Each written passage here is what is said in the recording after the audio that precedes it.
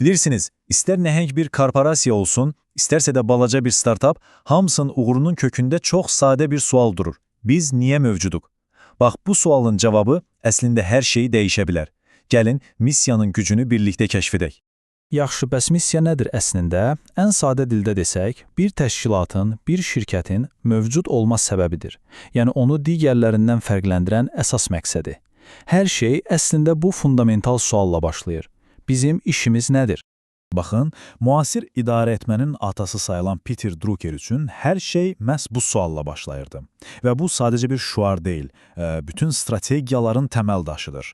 Bizim işimiz nədir sualı ilk baxışdan çox sadə səslənə bilər. Amma inanın, ona doğru cavabı tapmaq heç də asan deyil. Yaxşı, bəs aydın bir missiyaya sahib olmaq şirkətə realda nə qazandırır ki? Və bəlkə də daha vacib sual, missiyanın olmaması nəyə başa gəlir?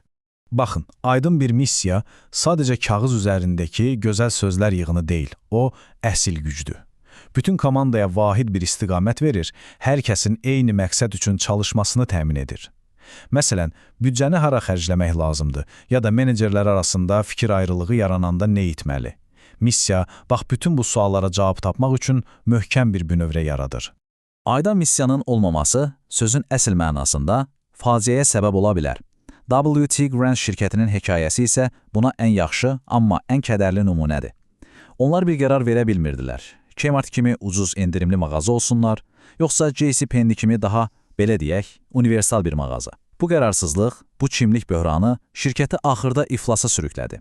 Çünki onlar heç vaxt biz kimik sualına dərik bir cavab verə bilmədilər. Yaxşı, bəs effektiv bir missiya bəyanatı necə olmalıdır, nələrdən ibarətdir? Gəlin onun, belə desək, anatomiyasına bir baxaq. Əslində, yaxşı bir missiya 9 əsas komponentdən ibarət olmalıdır. Bu sadəcə nə satdığınızı demək deyil. Eyni zamanda, müştərilərimiz kimlərdir, hansı bazarlarda rəqabət aparırıq, kimi suallara da cavab verməlidir. Texnologiyadan tutmuş, şirkətin əsas dəyərlərinə, hətta işçilərə olan münasibətə qədər hər şey əhatə etməlidir. Bax, bu 9 element bir araya gələndə şirkətin kimliyi tam olaraq ortaya çıxır. Və bütün bu komponentlərin içində bəlkə də ən vacib prinsip məhz budur. Fokus məhsulda yox, müştəridə olmalıdır. Yəni, əvvəlcə bir məhsul istehsal edib, sonra ona alıcı axtarmaq dövrü bitdi. İndi əsas məsələ əvvəlcə müştərinin ehtiyacını, problemini tapıb, sonra ona uyğun bir həll təklif etməkdir. Bax, bu fundamental bir fərq yaradır. Gəlin bu fərqi çox sadə bir nümunədə görək. Məhsul yönümlü bir şirkət nə deyir? Biz ayaqqabı satırıq. Amma müştəri yönümlü şirkət necə deyir? Biz ayaqlarınız üçün rahatlıq və gəzintidən zövq almağı təklif edirik. Fərqi hiss edirsinizmi? Biri məhsuldan danışır, digəri isə müştərinin əldə etdiyi dəyərdən, hissiyatdan danışır. Bu, inanın, sadəcə söz oyunu deyil. Bu, bütün fəlsəfəni kökündən dəyişən bir yanaşmadır. Yaxşı, bütün bu gözəl sözləri dedik. Bəs bunları real fəaliyyətə necə çevirək? Unutmaq lazım deyil ki, missiya sadəcə ofisin divarından asılan bəzəkli bir yazı deyil. O, bütün strategiyanın başlanğıc nöqtəsidir. Əgər strateji idarə etməni bir zəncir kimi təsəvvür etsək, missiya o zəncirin ilk və ən vacib halqasıdır. Hər şey baxın məhz ondan başlayır. Hədəflər qoyulur, strategiyalar hazırlanır, icra edilir və sonda qiymətləndirilir. Əgər aydın bir missiya yoxdursa, bütün bu strategiya sadəcə istiqaməti olmayan, hara getdiyi bilinməyən bir səyahətə çevrilir. Yekun olaraq, belə demək olar ki, missiya bir şirkətin nəfəsidir, onun ruhudur.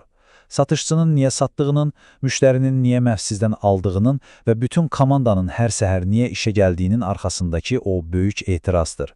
Və ən əsası, sadiq müştərilər yaratmağın təməlidir. Beləliklə, bu qısa təhlili yekunlaşdırarkən, gəlin bir anlıq şirkətləri kənara qoyaq və bir sual üzərində düşünək. Bəs sizin şəxsi və ya peşəkar missiyanız nədir? Sizi hər səhər yuxudan oyadan, sizə istiqamət verən o mövcud olma səbəbiniz nədir? Bu barədə düşünməyə həqiqətən dəyər.